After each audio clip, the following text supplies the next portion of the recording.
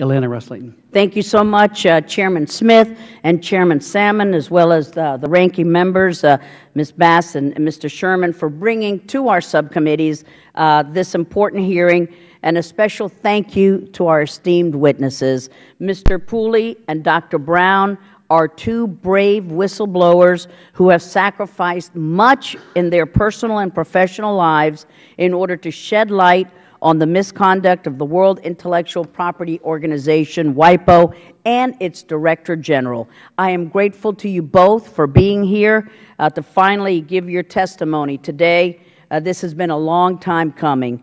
And I also want to thank Mr. Parrish for being here to represent the views of the WIPO Staff Council. It's about time that all of your voices and the truth are heard.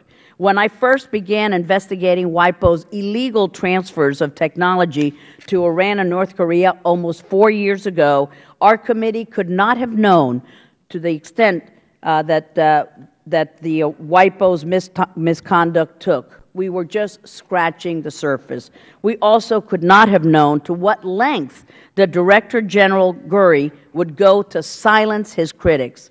Upon learning in 2012 that WIPO was secretly transferring high-tech U.S. origin computers, programs, and equipment to Iran and North Korea, technology with clear dual-use benefits to those regimes, I wrote to then Secretary of State Hillary Clinton, raising concern about these violations. In my letter, I informed the Secretary that the committee was opening an investigation into the matter, and I requested that the administration freeze all U.S. contributions to WIPO until we were given complete and unfettered access to relevant documents and witnesses without fear of retribution or retaliation until the committee and the State Department both finished their investigations and until all those responsible at WIPO were held accountable.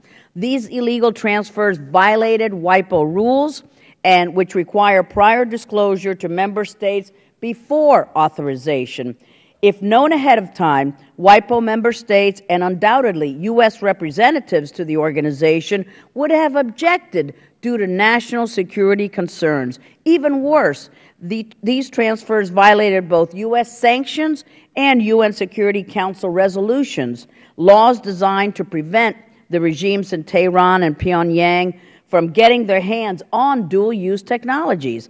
A few days later, after some preliminary fact-finding and inquiries with WIPO staff, the committee's ranking member at the time, Congressman Howard Berman of California, and I sent multiple letters to the Director General himself and followed up with his office and through the State Department. We were appalled at Gurry's lack of accountability and transparency, at his lack of judgment, at attempts at keeping these illegal transfers secret, and the lack of any kind of consultation with the Security Council, and his failure to properly control sensitive dual-use technology. Absolutely appalling. We were outraged by Gurry's disgusting intimidation and retaliation against whistleblowers. And because WIPO depends on patent application fees, of which more come from the U.S. than any other country, we were also disturbed that WIPO was effectively using fees paid by U.S. investors to fund its secret and illegal transfers to Iran and North Korea. We strongly urge Gurry to change course, to uphold his commitments as an official of an international organization, to commission an independent external investigation into the matter, and to provide WIPO stakeholders with access to all documents and witnesses while fully protecting whistleblowers. During this process, Congressman Berman and I invited 3 of those whistleblowers, 2 of whom are with us today, to testify before our committee, only to be denied permission by Mr. Gurry through his legal counsel. Their names were then leaked to the press, further underscoring the Director General's intimidation tactics, his imperious management of WIPO employees, and his outright manipulation of the investigations.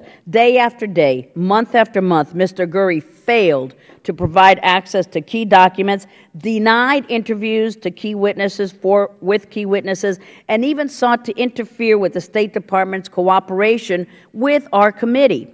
In the years following, we learned even more about Guri's misconduct, including secret agreements to Guri's efforts to open satellite offices in China and Russia, two of the world's most notorious cyber criminals and thieves of intellectual property. Last year, Chairman Smith and I sent our staff to Geneva to meet with Dr. Brown and WIPO officials, and they discussed these new offices in more detail. Hosting WIPO offices in these countries poses an enormous security risk for the confidential and proprietary information included in patent applications, and further damages the credibility of WIPO, whose mission is supposed to be about protecting intellectual property, not destroying it.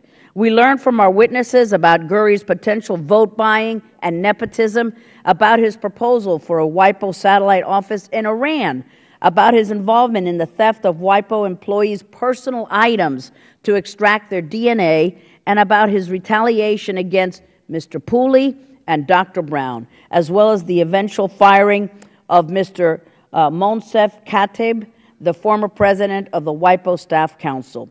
But despite multiple letters that other members and I sent to Secretary Kerry expressing our dismay and concern about Guri's potential reelection as Director General, the State Department did nada, zilch, zippo, nothing to block it, and he was reelected to another 6-year term in 2014. The State Department finally woke up to Guri's repulsive behavior last year when it decided to withhold a portion of U.S. contributions to WIPO for its violation of U.S. whistleblower protections. But that is not nearly enough to demonstrate a commitment to the whistleblowers and the dedicated public servants who believe in the mission of the United Nations agencies at which they work, but are paralyzed by corrupt officials that run them.